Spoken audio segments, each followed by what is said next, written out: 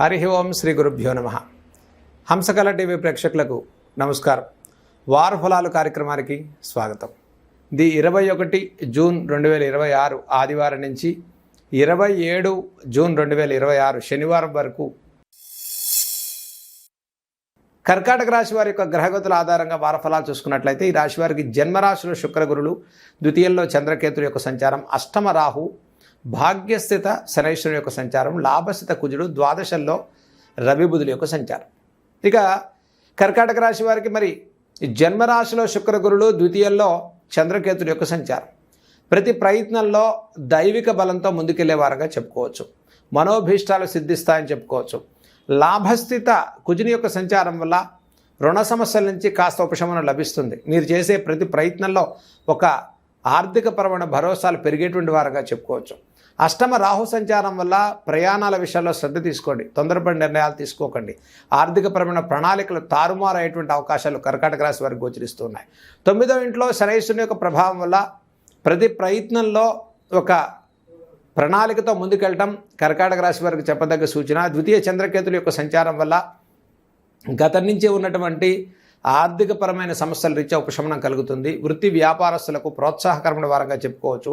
మీ శ్రమకు కష్టానికి సానుకూలమైన ఫలితాలు కర్కాటక రాశి వారికి గోచరిస్తున్నాయి. మరి ద్వితీయ చంద్రకేతుల యొక్క సంచారం వల్ల దీర్ఘకాలిక అనారోగ్య సమస్యల నుంచి ఉపశమనం పొందుతారు. సంతానార్థులు కూడా శుభవార్తలు వినే వారంగా చెప్పుకోవచ్చు. వివాహ విషయాల్లో ప్రోత్సాహకరమైన ఫలితాలు సాధించుకుంటారు. గృహంలో శుభకార్యాలకు శ్రీకారం చుట్టేటువంటి వారంగా చెప్పుకోవచ్చు.